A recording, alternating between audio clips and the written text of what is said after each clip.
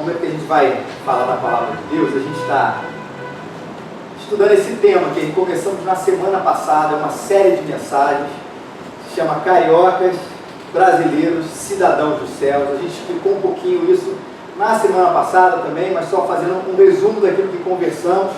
Isso tem a ver com essas duas afirmações que a Bíblia traz para a gente, que ao mesmo tempo nós somos cidadãos dos céus, e é isso sim que a Bíblia também nos identifica, mas ela também nos identifica como cidadãos aqui na Terra. E não dá para fazer uma opção por uma coisa nem outra. Seria uma opção pelos cidadãos dos céus, mas não cidadãos da Terra. Eu vou viver para Deus de uma maneira mais monástica, como um monge, não vou me envolver com nada aqui nesse mundo, nada aqui nessa terra, e vou viver isolado com Deus na minha caverna espiritual. Para certos momentos da nossa vida, não se engane, é uma proposta deliciosa, não é? Quantos aqui já não tiveram esse desejo, vou vender tudo e vou morar fora da civilização, desde que tenha Wi-Fi. De vez em quando eu me conectar com o outro. Vamos viver aqui isolado e tal, de uma maneira assim, como se isso fosse purificar você e te aproximar de Deus, e essa fosse uma boa resposta, que na verdade não é. Porque a gente também é chamado para ser esse cidadão do céu, esse filho de Deus, esse discípulo de Jesus, aqui também, aqui na terra, e Deus não nos tirou daqui, quando nós fomos salvos por Ele, por um motivo.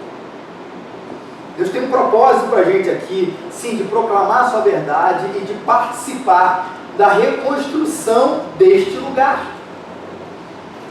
Como cristãos, como aqueles que falam de Cristo, como aqueles que vivem Cristo no seu dia a dia, nas suas profissões, e que entendem esse conceito do reino de Deus. E o que seria uma pessoa que só vive o cidadão brasileiro, mas não vive o cidadão dos céus? Alguém de fato alheio a Deus, talvez pense só em si mesmo, pense só às vezes nas questões do Brasil, mas na perspectiva humanitária somente, e não pense na perspectiva do Brasil, no olhar de Deus para essa nação. Então a gente vai entender, semana passada falamos sobre isso, que essas duas verdades elas vão ser conciliadas. Eu me enxergar como um cidadão dos céus, mas plantado por Deus aqui na terra. Gabriel leu ali no início o texto que nós lemos semana passada também. Vocês são a luz do mundo. Fizemos até aí uma brincadeira, né? Vocês são a luz do Brasil. Vocês são a luz do Rio de Janeiro. Deus não pegou você para você ser a luz somente da igreja, mas a luz desta cidade, a luz deste país, submisso em primeiro lugar ao Rei dos Reis, a sua primeira cidadania, que é a cidadania celestial, mas agindo, amando, servindo, proclamando a verdade de Deus aqui na terra. E essa palavra, na verdade, todo esse conceito se resume numa palavra que Pedro ensinou para a gente semana passada, o apóstolo Pedro, que é peregrino, que não são nem cidadãos permanentes e nem são turistas, não são nem nativos e nem turistas, são residentes permanentes. Eu sou dos céus, mas permanentemente estou morando aqui na terra para abençoar essa cidade, abençoar essa nação, abençoar esse mundo, onde quer que Deus tenha plantado a gente. Isso a gente falou na semana passada, um pouquinho do que a gente vai conversar aí nesse dia. Ju, PowerPoint já está aí? Eu queria só começar antes de ler o texto, fazer uma enquete aqui, se alguém topa esse emprego.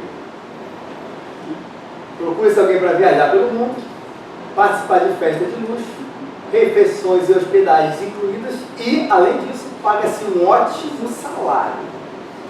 Alguém topa esse negócio? A pergunta é, alguém não topa essa história?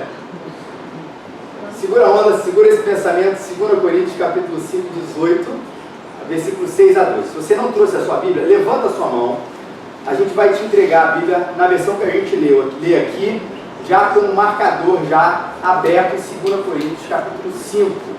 Você vai pegar a sua Bíblia, vai abrir nesse marcador, vai procurar aí o número grandão, 5, é o capítulo, e depois o 18, que é o númerozinho pequeno, que a gente chama de versículo. A gente vai ler 18 até o versículo 2 do capítulo seguinte, 2 Coríntios 5, 18, de 6 a 2, e aí você vai entender um pouquinho por que a gente fez esse classificados aqui antes.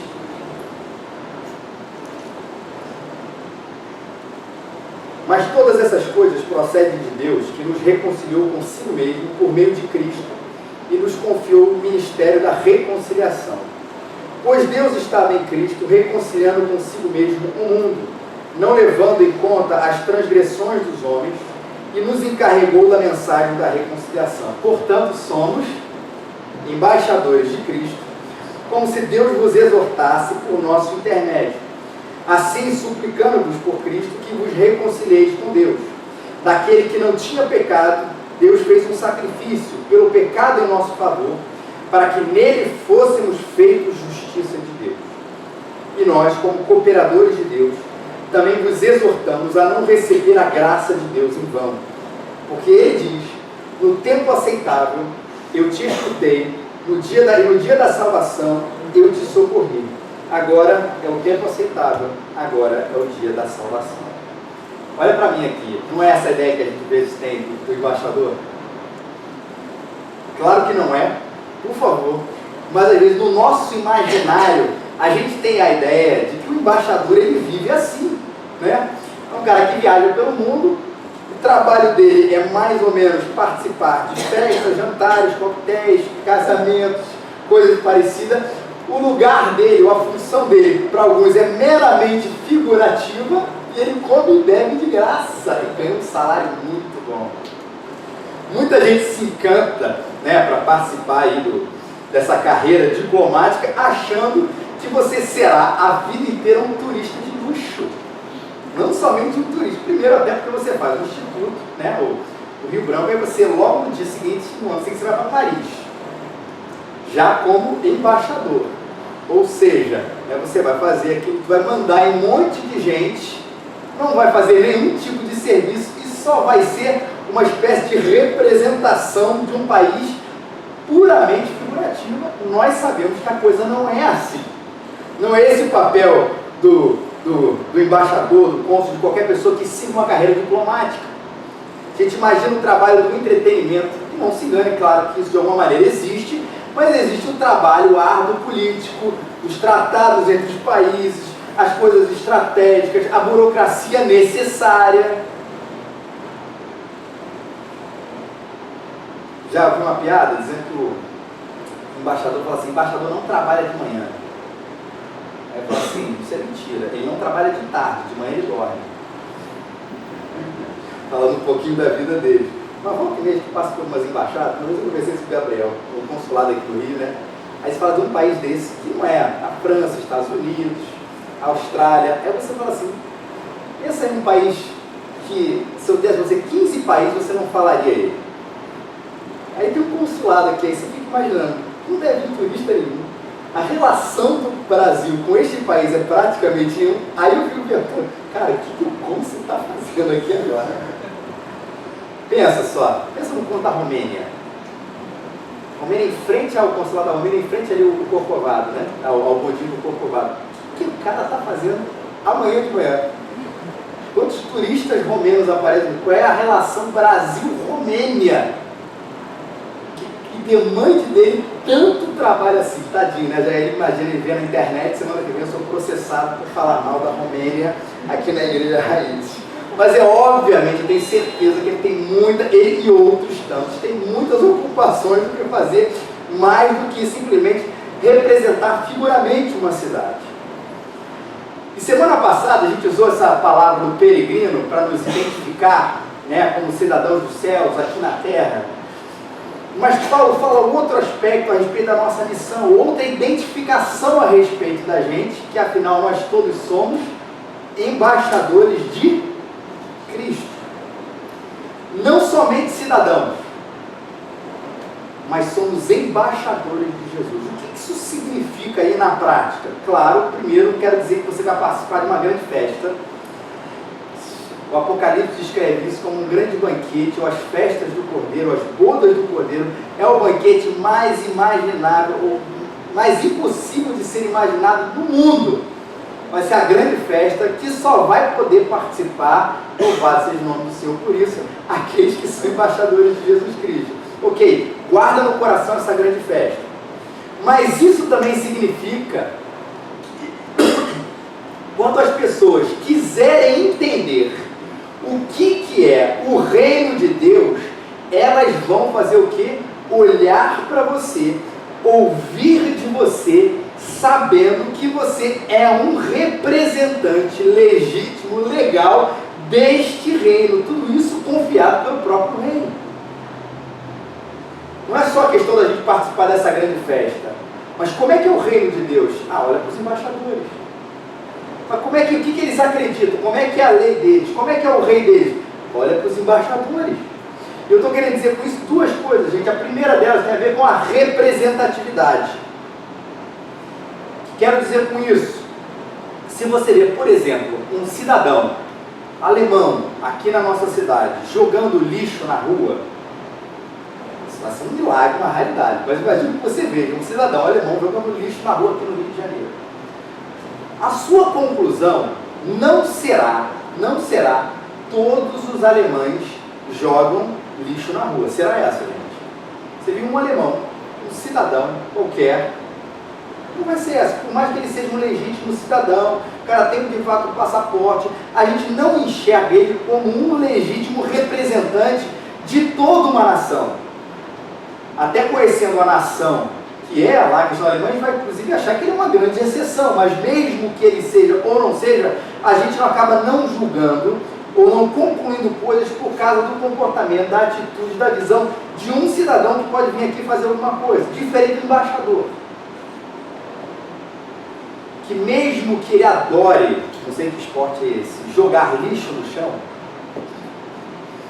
não se espera que ele faça isso como representante de uma cultura que tem como ordem e limpeza um valor altíssimo. Porque quando a gente olha para ele, diferente do embaixador, a gente percebe que ali existe um representante de valores, de culturas, de leis. Aquele sim, a gente tem um olhar diferente para o olhar de um cidadão comum. Não só a representatividade, mas a Bíblia também fala nesse texto sobre a abrangência dessa frase. Porque ele não diz que alguns de nós são embaixadores. Poucos de nós são embaixadores. Quase todos são embaixadores. O que a Bíblia diz? Que nós todos somos embaixadores do reino de Deus. Não tem escapatória. Se você é filho, você é embaixador. Se você é embaixador, você é filho. E aí você volta para a primeira questão. De qualquer maneira, você representa um rei e uma nação. Quer queira, quer não. Mas nós carregamos, e aí sim tem esse traço, esse dado cultural da nossa nação, a ideia do um por todos. Não de todos por um, mas de um por todos. A gente tem uma herança de caciques, a gente tem uma herança de coronéis, a gente tem uma herança de senhores do engenho, a gente tem uma herança de império, a gente tem uma herança de clérigos, que fazem para a gente que é suficiente para nós entender que um vai representar toda uma coletividade, seja ela qual for. Aquele cidadão, ou aquela pessoa, aquela liderança, ela representa todo mundo. Aquela pessoa que tem determinado poder, ela representa todo mundo. É o um por todos, o nosso líder representa a gente. E dentro do reino de Deus, o que a Bíblia nos fala é que ela tira essa realidade. Sim, se existe um representante perfeito, que na verdade não é o representante, mas é o próprio rei, é Jesus Cristo, claro. Mas fora ele, todo o seu reinado é composto por embaixadores, que não podem escapar dessa função, porque além da representatividade, Paulo fala da abrangência, somos todos nós. Mas nós não somos tão convencidos disso.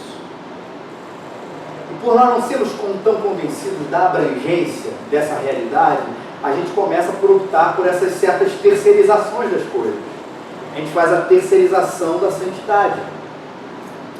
Eu não preciso, mas o meu líder que representa, e eu estou falando de igreja mesmo, o meu líder que representa um valor no reino de Deus, esse sim precisa ter um alto padrão moral.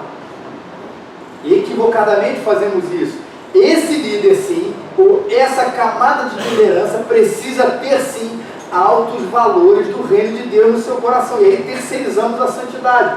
Em segundo lugar, também terceirizamos a palavra. Esse líder fala do Evangelho. Esse líder não só fala do Evangelho, esse líder conhece o Evangelho. conhecer. Muitos pensam, por causa dessa terceirização, mas eu tenho que ser liderado ou pastoreado por alguém que conhece. E infelizmente nos acomodamos sentindo que isso é suficiente. Eu não conheço a Bíblia, mas meu pastor conhece. Eu não sei onde está escrito, mas a minha liderança sabe. Eu não sei esse conceito, mas tem alguém lá que sabe. A gente vai terceirizando a palavra, não no sentido apenas da proclamação, mas do próprio entendimento e do próprio conhecimento da palavra de Deus. Terceiro, a gente também terceiriza a nossa liderança, a nossa relação com Deus. Porque não entendemos o conceito aqui da abrangência, a gente entende, mas existe um líder que fala com Deus. Ele ora. Existe alguém que tem sede de Deus. Existe alguém que ora por mim. E aí a gente vai colocando tudo na conta, muitas vezes influenciado, como diz, dessa nossa cultura coronelista e clerical, de que se alguém fizer, nós nos sentimos representados por alguém, ou se alguém faz, nós sentimos que nós mesmos estamos fazendo. E Paulo acaba com esse argumento dizendo que, cara, tem essa história, todos nós somos embaixadores de Jesus Cristo. Porque se espera a intimidade com Deus do povo de Deus, porque afinal todos somos embaixadores. Se espera um conhecimento da palavra, a proclamação da palavra, não de um grupo, mas de todo o povo de Deus. Não se espera santidade de um grupo, que esse sim vai mostrar como é que é o padrão moral, mas de todo o povo de Deus. E é por isso, gente, preste atenção nisso, que publicamente, não é só na questão dos pastores, mas quando a igreja acaba sendo motivo de escândalo, é porque o mundo tem uma expectativa, a cultura, a sociedade tem uma expectativa em cima da igreja que é legítima.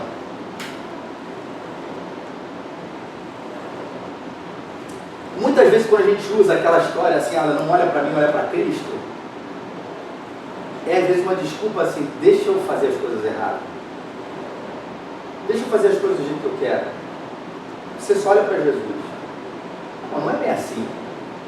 É claro que você quer a face perfeita da vontade de Deus, da verdade de Deus, a imagem perfeita de quem Deus é, claro, olha para Cristo. Eu e o Pai somos um. Você olhou para um, olhou para outro, olhou para o outro, olhou para o mundo. É verdade. Mas ao mesmo tempo você não pode excusar ou desculpar a igreja de publicamente ser representante desses valores, porque a própria Bíblia nos chama para ser, e por isso, quando nós não somos, nós acabamos por ser motivo de escândalo. A gente precisa, como embaixadores, falar o que Pedro e João falaram lá em Atos capítulo 3. Aí sim, olha para nós. Gostando desse texto, tinham dois homens de Deus, os apóstolos, diante de um coxo, diante de alguém com um problema físico, que estava ali pedindo uma esmola na porta do templo. E aí ele falou, não tem esmola, não tem nem ouro, nem prata, mas o que eu tenho te dou. E ele fala assim, porque a gente não tem dinheiro, mas a gente tem poder. Levanta-te e anda, vai. Mas antes disso ele fala essa frase, olha para a gente. Ao longo da história, tantas vezes esse texto é pregado, é falado, até com essa ideia de que, olha para a gente não precisa se esconder, não. A gente quer ter publicidade da maneira como a gente é, como a gente entende que é o reino de Deus. E eu não acredito que é a instituição apenas que irá fazer isso, mas a compreensão da responsabilidade pessoal de cada um de carregar o reino de Deus na sua vida como legítimos representantes desse reino. Perguntinha, como é que seria a sua vida se todos os dias você saísse com a certeza do seu título? Eu sou embaixador de Cristo. Como seria? Se todo dia você saísse com essa certeza desse título.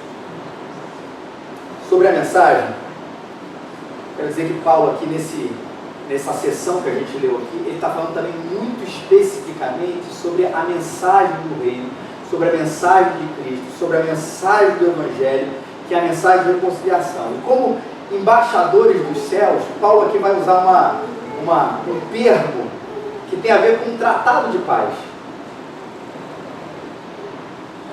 Vocês estão carregando a mensagem de reconciliação como embaixadores. Em outras palavras, onde vocês vão, vocês estão levando uma bandeira branca que está significando, está simbolizando o reino de Deus, que existe um tratado de paz. Paulo se via assim, como quem carregava esse tratado de paz por onde quer que ele andava. Por isso que ele afirma aí, e nos encarregou da mensagem da reconciliação. Portanto, somos embaixadores de Cristo, como se Deus vos exortasse por nosso intermédio. Nós carregamos a mensagem da reconciliação. Nós carregamos um tratado de paz debaixo do braço todos os dias por onde nós vamos. Mas que tratado de paz é esse? Ou que guerra é essa que eu não sabia que existia? Ou muitas pessoas não sabiam que existia. Isso tudo começa com a ideia do rei. Existe um rei que para muita gente está muito distante, mas não está. Mas esse rei, ele é real. E ele não é dono de algumas coisas, mas ele é dono de todas as coisas, ele é dono de toda a criação, e esse rei é Deus. Rei de tudo, criador de tudo, senhor de tudo, dono de tudo. E a Bíblia fala para a gente, ela nos diz, o próprio Jesus Cristo nos dá essa verdade, que um dia esse rei, que é dono de todas as coisas, que é dono do universo, de qualquer coisa, qualquer aspecto da criação, um dia esse rei voltará. E um dia esse rei voltará para, primeiramente, transformar todas as coisas. O que a Bíblia nos fala é que haverá um novo céu e uma nova terra. A criação será completamente restaurada, transformada do jeitinho que o rei, que é dono dessa criação, um dia planejou. Mas a Bíblia também fala que esse rei voltará, transformará todas as coisas, mas ele também julgará todas as coisas. E aí tem a ver com esse aspecto do tratado de paz que Paulo está falando, nós carregamos ele. Por que a questão do julgar todas as coisas tem a ver com isso? Porque nós participamos de um grupo, uma rebelião contra Deus, no grupo insurgente e rebelde. Talvez você não soubesse disso. A gente tem muita ideia de um Deus cheio de amor e de nós uma relação perfeita, mas o que a Bíblia nos informa é que a humanidade entrou num estado coletivo e pessoal de rebelião com Deus. Isso explica porque alguma coisa está fora da ordem, como diria Caetano Veloso, ou muitas coisas, ou quase tudo, ou tudo está fora da ordem. Porque apesar de todos nós sabermos que os valores de Deus são os mais importantes, ainda assim nós sabemos deles, mas não os desejamos do fundo do nosso coração. Queremos eles, mas não os cumprimos. Sabemos que eles são a melhor opção para a gente, mas mesmo assim a gente não faz aquilo que a gente deveria fazer. Por quê? Por causa desse nosso estado de rebelião, que é herdado por nós. Mas uma coisa maravilhosa é que entre rebelião e o rei, Deus, o próprio Deus, a iniciativa dele, ele resolveu fazer um tratado de paz com a humanidade. Vocês estão rebeldes.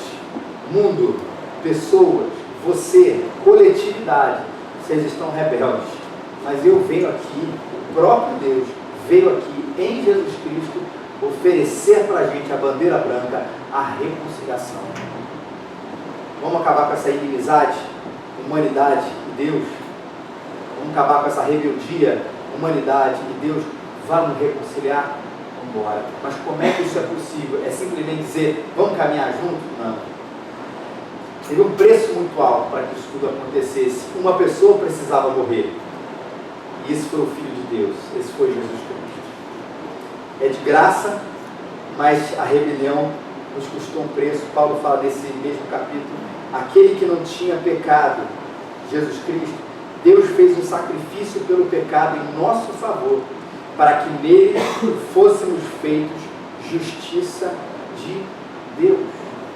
O resumo dessa história da rebelião: ele era um justo que não tinha pecado, e em cima de um inocente, Deus fez um sacrifício pelo nosso pecado, pela nossa rebelião, para que nós fôssemos feitos justiça de Deus, para que a gente não fosse mais enxergado como um rebelde, mas agora como um embaixador. Como é que essa transformação acontece? Alguém tira a condenação que era nossa, tira a nossa rebelião e morre por ela. Esse foi Jesus Cristo. Embaixadores, todas as vezes que a gente for andar de qualquer lugar que a gente vai, leve essa mensagem da reconciliação a todas as pessoas. Paulo está dizendo, levem o tratado de paz, levem Cristo. Porque talvez tenha sido a surpresa para muitos aqui, outras pessoas também não sabem que elas são rebeldes. Inclusive, falando de cultura brasileira, a nossa imaginação é que todos nós somos filhos de Deus. Fala assim, não, você é rebelde. Mentira, eu sou filho de Deus, se eu fizer a coisa certa eu vou para o céu. E não é a história bíblica. A história bíblica é o contrário. A história que Deus tem para a gente é que nós somos rebeldes, distantes, mas Ele ainda assim quis se relacionar com a gente e fez esse tratado de paz. E olha que interessante, para que a gente proclame esse tratado de paz, para que a gente anuncie esse tratado de paz, para que as pessoas se reconciliem com Deus, assim como nós um dia fomos reconciliados. Mas tem uma coisa muito interessante, como se Deus vos exortasse por nosso intermédio. Cara, eu acho fantástico isso. Eu vou dizer uma coisa por quê? Porque tem uma palavrinha aí implícita, que não está aí, mas é implícita. Chama autoridade. Não é você que está exortando. É Deus que está exortando através de você. Para muita gente, isso pode parecer a coisa mais óbvia que eu disse até agora. É óbvio. Mas você sabe o que eu tenho aprendido sobre essa ideia? É de que sobre autoridade, sobre poder, sobre confiança, é que quando a gente vai ver na prática, gente, nós ainda confiamos na gente. Nós não vamos nessa autoridade, não. Vou falar um pouquinho sobre a igreja. Graças a Deus nós estamos caminhando muito bem. Mas não se engane, dentro do plantador, eu sei que dentro de muita gente, nós temos as nossas lutas internas, não temos? Uma vez eu estava assim, orando, Senhor, estava esperando isso acontecesse. Olha só a oração do pecador mesmo, né? Eu estava esperando, Senhor, que o Senhor fizesse isso. A gente estava esperando que isso, eu estava esperando que isso acontecesse, como plantação de igreja mesmo. E aí eu fui à conferência, a gente vai escutando, parece que Deus vai fazendo, quando Ele quer dizer uma coisa, Ele conspira. Você já sentiu isso? Ele conspira para dizer a mesma coisa para você, de ângulos diferentes, de pessoas diferentes, de maneiras diferentes, mas no fundo Ele está tipo, acorda. Eu falei assim, cara, minha oração está absolutamente errada, cheia de piedade, Senhor, né? Me ajuda a plantar essa igreja. Eu falei, está cheio de piedade, mas está completamente equivocado. Tem um momento que eu falei assim para o Senhor, eu já entendi. Essa igreja é sua, só me diz uma coisa, o que é que eu faço? Não é sutil a diferença. Ela é absolutamente transformadora. Uma coisa é, Senhor, eu tenho um projeto. Eu tenho um projeto que chama Igreja Raízes. Eu sei que o Senhor abençoou. O que eu te pedi é meu. Mas eu pedi, Senhor, abençoa, bota o seu selo ali do ISO 9002. Botou, show de bola. Agora eu vou tocar esse negócio. Mas na medida que eu for tocando, Senhor, o Senhor vai me ajudando. O Senhor vai me ajudando. O Senhor vai me ajudando a tocar o meu projeto. Isso é consciente? Claro que não, você vai perceber na medida que Deus mesmo vai te dando algumas rasteiras e vai te conspirando para falar coisas assim. Até que o momento que você fala assim, cara, sua oração está equivocada. Na verdade, nem a minha oração está errada. É o meu coração que está errado. A minha oração só reflete aquilo que está dentro de mim. Senhor, esse negócio é teu, Senhor. O Senhor é o pastor da igreja. Só duas coisas. Me diz o que fazer e me diz como não atrapalhar. Por isso que eu olhei até o versículo 2, porque como é que Paulo vai chamar a gente? Nós somos os seus cooperadores. E nós, como cooperadores de Deus, também vos exortamos a não receber a graça de Deus em vão. Sim, eu sou representante dos valores do reino. Sim, eu vou carregar no coração e nos meus lábios esse tratado de paz entre o rei e essa terra que lhe pertence. Mas sim, eu vou fazer tudo na autoridade que pertence a Deus, me tornando aí sim um cooperador e não um rei que tem autoridade para fazer acontecer, que muitas vezes é essa a nossa postura. De um rei que tem autoridade, que está chamando Deus para abençoar a sua autoridade para você fazer o que Ele quer. E aí não é no sentido só na plantação de igreja, gente, é de qualquer coisa. É, Senhor, a vida é tua, a vontade é tua, o universo é teu. Me ajuda a não atrapalhar e me ajuda a entender o que o Senhor quer que eu faça dentro do plano que é teu. E por isso que eu estou enfatizando essa palavra autoridade, como se, né, Deus vos exortasse por nosso intermédio. Porque imagina Paulo pensando, cara, meu papel é de evangelizar, de levar o evangelho para os 4 cantos da terra, onde quer que Deus me levar. Eu fico imaginando esse peso. É uma obra absolutamente impossível de ser feita. Quando ele começa a analisar todos os aspectos envolvidos, como é que ele vai argumentar, como é que ele vai viajar, as pessoas vão ouvir, como é que as pessoas vão ser lideradas. A gente começa a tomar conta do tamanho do desafio, e louvado seja o nome do Senhor por isso, porque ele dá conta do tamanho do desafio. Como é que a gente começa a se sentir desse tamanho? Hoje a gente termina o livro do Tim Keller. Hoje é o último, para quem não sabe, estamos lendo aí o livro com a parte da igreja há algum tempo. Hoje é a última vez que nós reunimos para falar ele, no último capítulo. E esse livro, ele nos fez entrar, né, Isadora, você e mais, claro, uma galera, nesse estado de desespero. Que quando a gente começa a entender que igreja, ele vai falar muito disso, igreja não é só o que a gente faz no domingo, a complexidade da igreja não está apenas nesse ambiente de culto, que por si só já é complexo, não é verdade, Lucas? Já isso já é complexo, mas é muito mais do que isso. A gente vê o tamanho deste desafio aqui, de servir, de crescer, de adorar, de comunhão, de evangelização, e a gente começa a ficar assim, não dá. Não dá.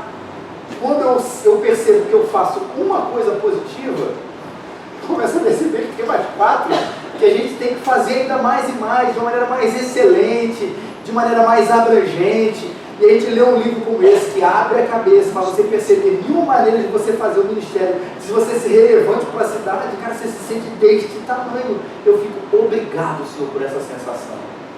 Porque aí eu só tenho um lugar para correr. O rei que é dono dessa história. Porque aí quando eu começo a correr para mim, eu falo assim, não dá aqui. Nem que o dia tivesse 96 horas. Nem que eu conseguisse ler 15 livros por dia. Nem que eu pudesse ser o maior pregador do mundo, o maior líder do mundo. Eu acho que eu daria conta disso tudo. Claro que não dá. Porque a questão está de onde está a sua autoridade. Esse desespero é positivo porque eu percebo que é só pelo poder de Deus que as coisas acontecem. Que é só pelo poder de Deus que o meu distintivo de embaixador pode funcionar. Como se Deus exortasse através de nós ou por nosso intermédio. Cara, a gente vai para a rua, a gente vai fazer esse negócio, a gente não vai só plantar essa igreja, a gente vai abençoar essa cidade, a gente vai evangelizar essa cidade. Felipe, como? Na autoridade e no poder daquele que nos chamou para fazer esse negócio. Senão, não. Caramba, mas esse meu papel somente não só de um proclamador, mas também de um representante de valores, de coisas, como é que eu vou me controlar? Qual é o serviço de etiqueta celestial da nação divina? Não faz. Senhor, é pelo teu poder, é mediante a tua autoridade que as coisas vão acontecer. O desespero nos leva para o poder. O desespero nos leva para a graça. O desespero nos leva para o rei, quando a gente percebe que todo o nosso esforço ele é inútil para fazer a obra dele. Não tenho prata nem ouro, mas o que eu tenho eu lhe dou. Quando a igreja coloca o seu foco, a sua diplomacia, o seu papel no rei e na sua autoridade, ela consegue publicamente ser um representante desse rei. Ela consegue publicamente ser um proclamador do tratado de paz, quando a gente esquece dos nossos braços e se coloca na mão do Rei. Vamos fazer isso, gente. Deus abençoe.